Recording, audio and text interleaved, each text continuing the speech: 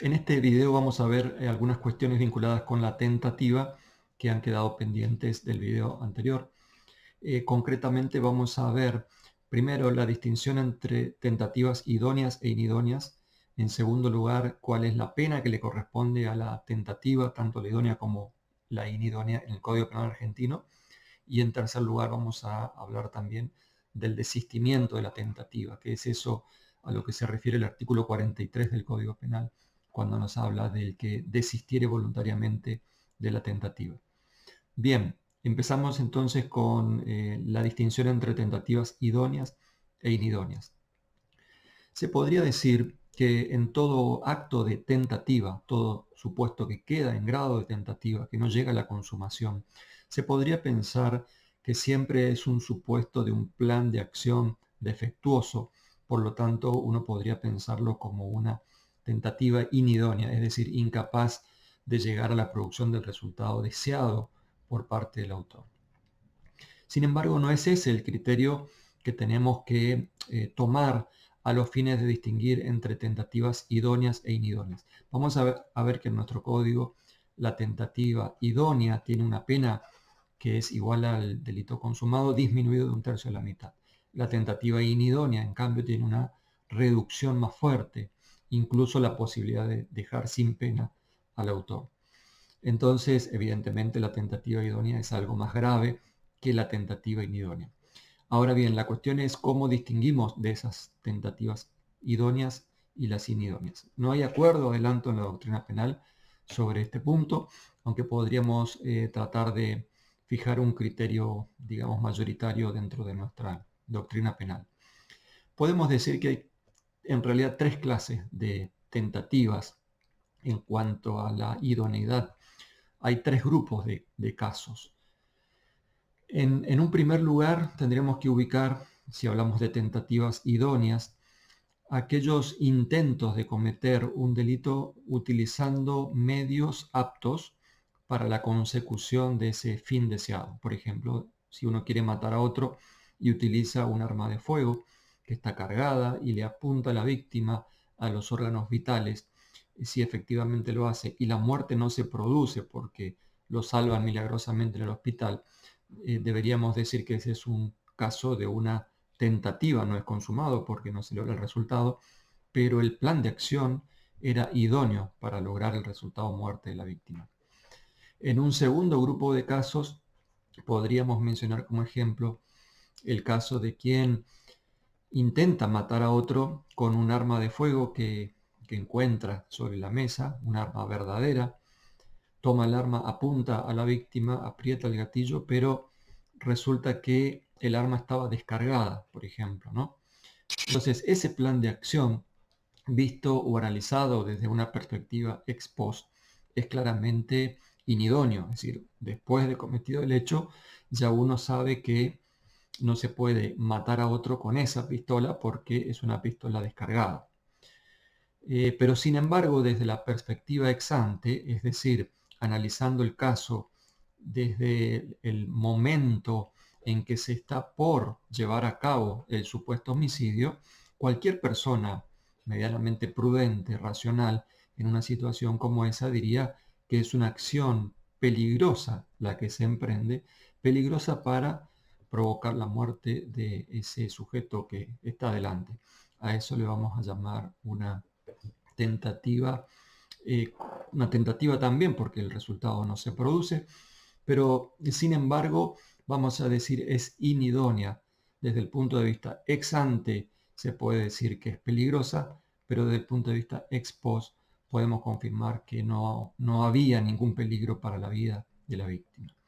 En cambio, fíjense que en el primer ejemplo había un peligro para la víctima desde la perspectiva ex ante e incluso desde la perspectiva ex post, porque desde el momento en que se empieza a disparar con un arma cargada es un peligro para la vida de la otra persona, e incluso después de cometido el hecho podemos decir hubo un peligro efectivamente para la vida de esa persona.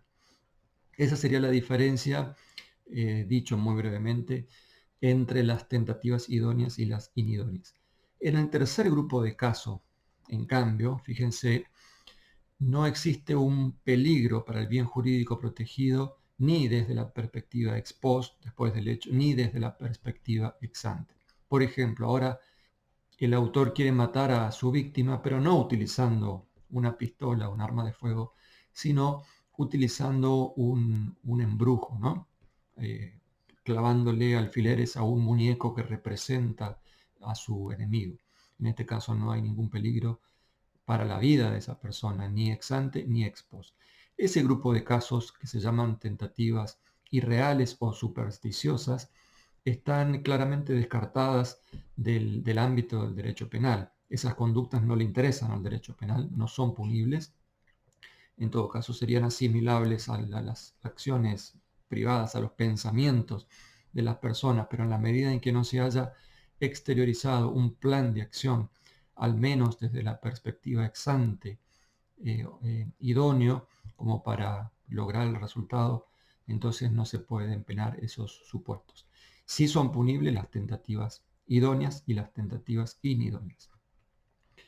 Ahora bien, en relación a las tentativas inidóneas, o sea, nuestro segundo grupo de casos, también hay una discusión sobre qué aspecto del plan de acción debe recaer esa inidoneidad. Y ahí tenemos tres posibilidades, porque la inidoneidad puede recaer sobre el medio utilizado, sobre el sujeto que realiza ese plan de acción, o puede recaer también la inidoneidad en el objeto sobre el o contra el cual se dirige el plan de acción.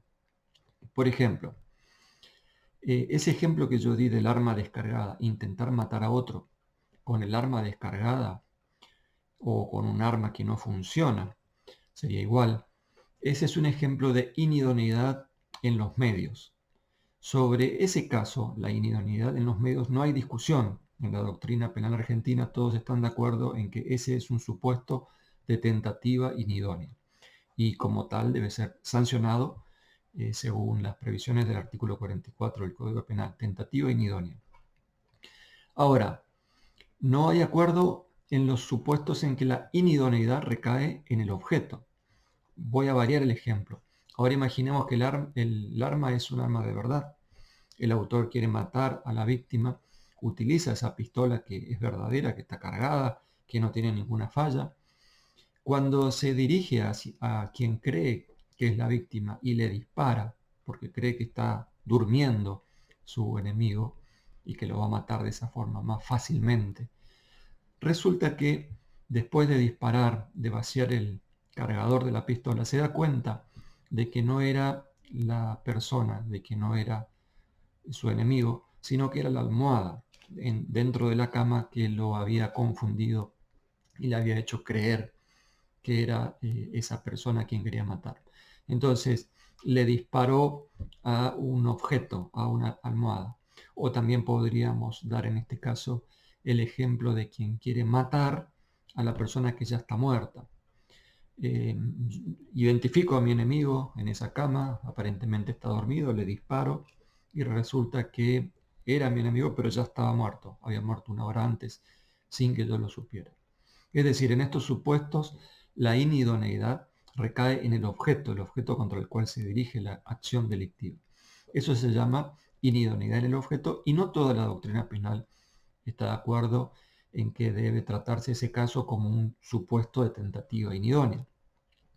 En nuestro país, por ejemplo, hay un sector de la doctrina, Zaffaroni concretamente, siguiendo una posición de Jiménez de Azúa, anteriormente en la Argentina, y autores alemanes, que hablan de la carencia de tipo. En este grupo de casos dicen, ahí no hay una tentativa inidónea, ahí directamente hay una conducta atípica. No es un delito de homicidio, ni es una tentativa inidónea siquiera de homicidio. ¿Por qué? Porque para que exista por lo menos una tentativa de homicidio, es necesario que yo comience a ejecutar un delito determinado.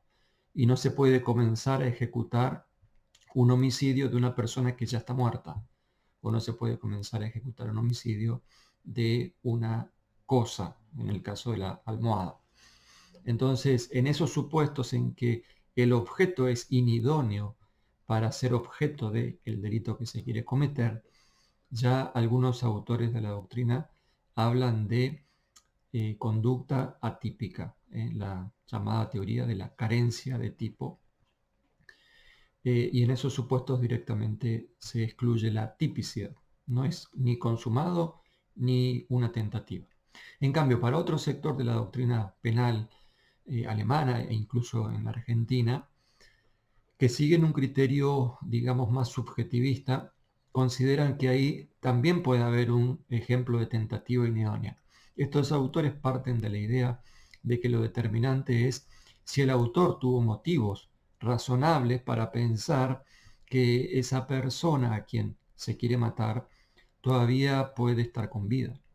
Entonces, si en nuestro ejemplo el autor no ha tomado ningún recaudo ni tenía motivos para imaginarse que estuviera muerto por un ataque cardíaco una hora antes, y le dispara, le vacía el cargador, entonces eso es una conducta que infringe la norma que le prohíbe matar a una persona y en consecuencia debe considerarse una tentativa de homicidio, tentativa inidónea de homicidio, pero debería ser un acto punible que no puede dejarse sin sanción. Fíjense la diferencia, los primeros dicen conducta atípica, los segundos dicen también eso es tentativa inidónea. Bien, hasta ahí tenemos la inidoneidad en el medio utilizado y la inidoneidad en el objeto. Hay acuerdo, sí, total, en la doctrina penal de que el otro grupo de casos, que es la inidoneidad del autor, no es un caso de tentativa inidónea. Sería el ejemplo de aquellos delitos que exigen de parte del autor una cualidad determinada. Por ejemplo, los delitos de funcionario público, imaginemos el delito de prevaricato, exige que el autor sea un funcionario público.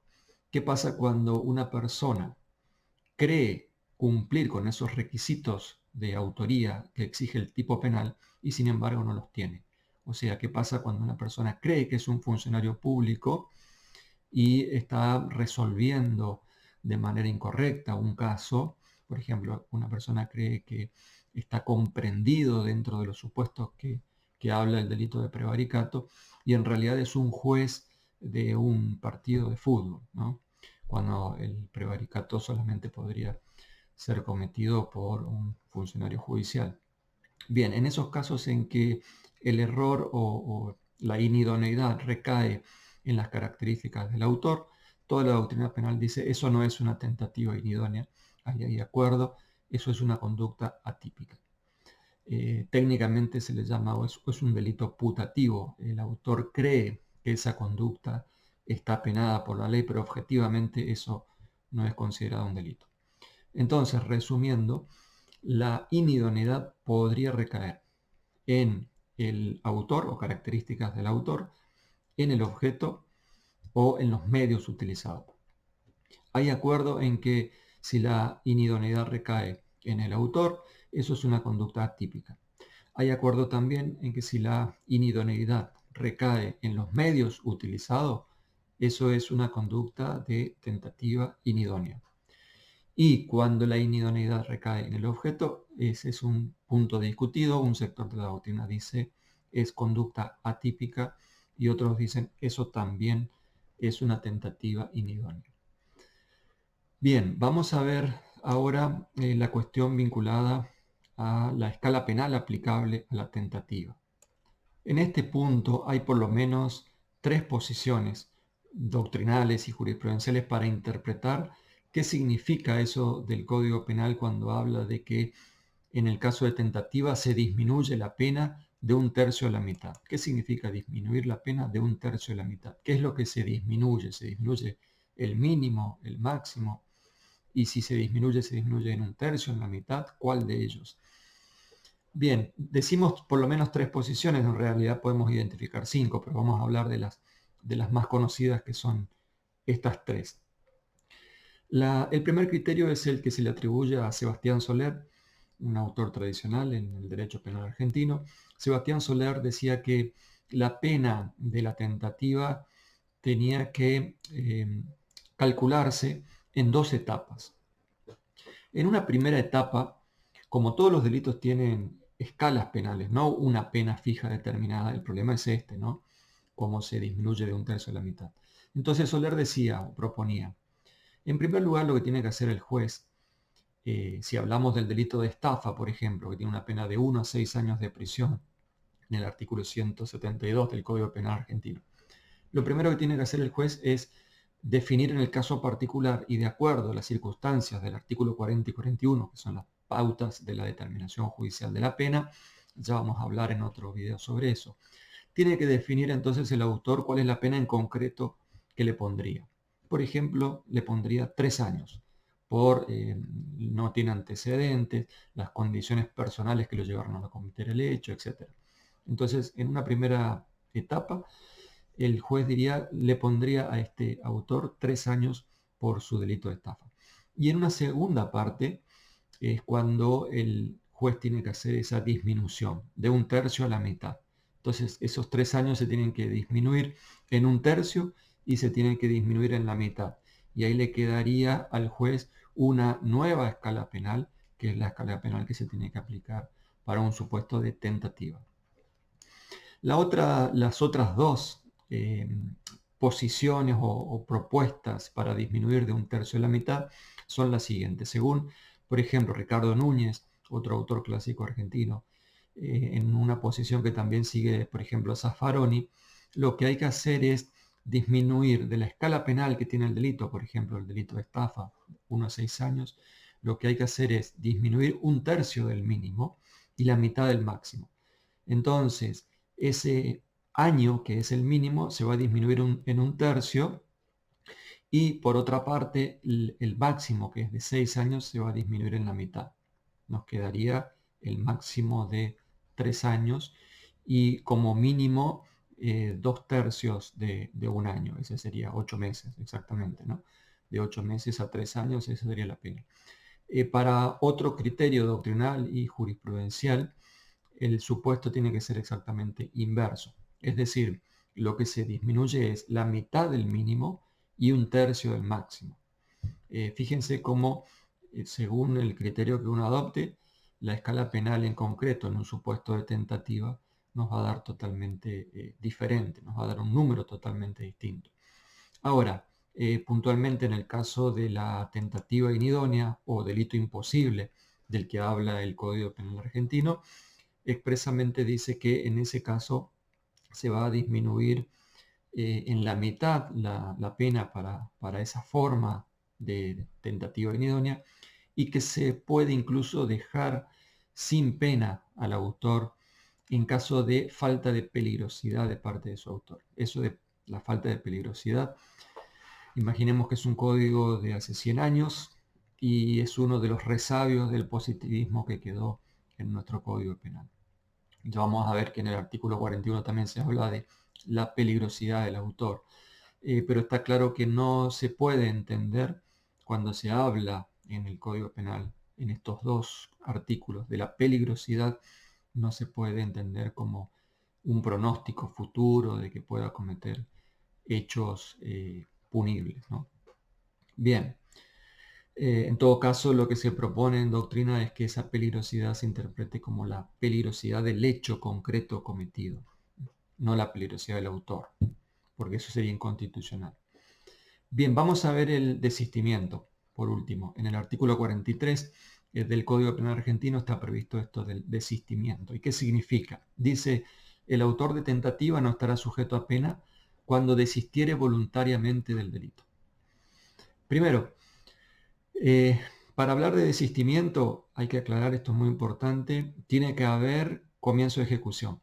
Es decir, no hay desistimiento si el autor en el iter criminis no llegó todavía al comienzo de ejecución. Si el plan de acción todavía están los pensamientos o todavía están los actos preparatorios, eso es impune. Y entonces ahí no se puede hablar de desistimiento.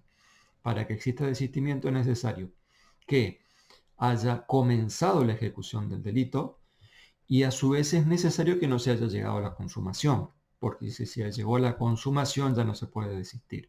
Y si no se comenzó con los actos de ejecución, tampoco se puede desistir. Entonces, desde el punto de vista objetivo, es necesario ubicarnos en el iter criminis entre el comienzo de ejecución y la consumación. Solo en esos momentos se puede desistir de la tentativa. Y la consecuencia va a ser que el autor no va a tener pena. Hay una gran discusión sobre, y desde hace mucho tiempo, y no solamente en la Argentina, sobre cuál es el fundamento político-criminal de la no incriminación del desistimiento. Es decir, ¿por qué no se sanciona penalmente a la persona que desiste un delito si ya al menos había comenzado a ejecutarlo? Algunos hablan de que se trata de un premio o de un ofrecimiento de un premio de parte del derecho penal a la persona para que no llegue a la consumación y de esa forma tratar de desmotivarlo para continuar con el acto. Otros hablan de la innecesariedad de la pena en el caso particular demostrada por la buena acción del autor. Lo cierto es que se grafica muchas veces con el puente de oro o puente de plata que el derecho le tiende al autor como para que se salve de la imposición de una pena. Lo cierto es que, según nuestro artículo 43, entonces no hay pena para quien desiste voluntariamente. Es importante aclarar que desiste voluntariamente, no para quien desiste en contra de su voluntad. Ya vamos a explicar qué significa eso. Sí es importante definir la naturaleza jurídica del desistimiento. Esto sí es importante aclarar. Si se trata de una causa de atipicidad o si se trata simplemente de una excusa absolutoria, es decir, de una decisión de política criminal de no imponer pena en ese caso, aunque la conducta es considerada un delito. Bien, por la primera posición, por ejemplo, en nuestro país actualmente Zaffaroni dice el desistimiento es una causa de atipicidad. La conducta no es típica. Se borra toda la tipicidad que pudiera haber comenzado en la ejecución el autor. Y esto va a tener consecuencias prácticas importantes, porque vamos a ver que si nosotros decimos que el desistimiento voluntario es causa de atipicidad, no puede haber en ese caso participación criminal punible. Es decir, quienes lo hayan instigado al autor o quienes hayan colaborado como partícipes con él, no van a ser punibles. ¿Por qué? Porque una de las exigencias para penar la participación criminal en cualquiera de sus formas, instigación o participación, es que el autor comete una conducta típica y antijurídica. Si la conducta del autor ni siquiera es típica, como dice Zaffaroni, por ejemplo, en los casos de desistimiento voluntario, entonces no se pena al autor, pero tampoco se puede penar a los instigadores y partícipes. En cambio, si nosotros decimos que la naturaleza jurídica del desistimiento voluntario es simplemente una excusa absolutoria, ahí podríamos decir que al autor no se lo va a penar porque el artículo 43 así lo establece expresamente, pero sí se podría sancionar al instigador o a quien haya participado con él, sea partícipe necesario o partícipe secundario simple cómplice. Bien, por eso es importante, desde el punto de vista práctico, tener en claro cuál es la naturaleza jurídica. Esto no está establecido en la ley. El Código Penal no dice cuál es la naturaleza jurídica, simplemente dice no será punible. Es la doctrina penal la que tiene que hacer esta interpretación. Y de acuerdo a la posición que uno tome en este sentido, tendrá que ser consecuente con la solución de los casos en materia de participación criminal. Bien, ¿cuáles son los requisitos para que exista un desistimiento voluntario? O dicho de otra forma, ¿cuándo el desistimiento es un desistimiento voluntario? Bien, primero es necesario que el autor que ha comenzado la ejecución de un delito determinado, es decir, que ya está en el ámbito del comienzo de ejecución, ya está en el ámbito de la tentativa, no continúe con la acción, es decir, que no llegue a la consumación.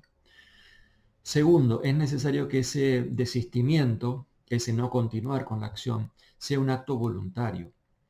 Y tercero, para algunos supuestos de tentativas acabadas, es decir, cuando el autor ya hizo todo lo que tenía que hacer y el resultado ya no está en sus manos, algunos autores exigen o admiten la posibilidad incluso de desistimiento, exigiéndole en esos casos que se evite la producción del resultado. Por ejemplo, si el sujeto A le disparó a B con intenciones de matarlo, pero B no muere inmediatamente, para que exista un desistimiento voluntario, le van a exigir que lo lleve inmediatamente al hospital y que le salve la vida.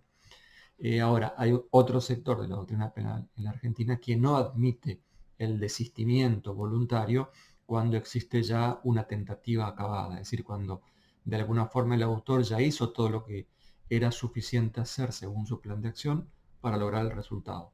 Entonces, si le disparó con un arma de fuego a los órganos vitales con la intención de matarlo, no importa que después le salve la vida en el hospital. Ese acto de tentativa de homicidio sería imposible de desistir. Entonces, tampoco hay acuerdo en la doctrina penal sobre si se puede desistir de una tentativa acabada o no. Hay quienes sostienen que sí, hay quienes sostienen que no. ¿Qué significa eso de que el desistimiento tiene que ser voluntario? Que sea voluntario significa que el desistimiento que decide el autor no haya sido motivado por alguna circunstancia externa y que pertenece al sistema penal. Por ejemplo, si el ladrón que está robando el banco interrumpe su acto porque sonó la alarma y se imagina que va a venir la policía o que va a ser descubierto, ese desistimiento, es decir, si él vuelve hacia atrás, no es voluntario. ¿Por qué? Porque la decisión no vino de su fuero interno, sino que vino impuesta por algún mensaje del sistema penal. La alarma, la existencia de una cámara que antes el ladrón no sabía que existía.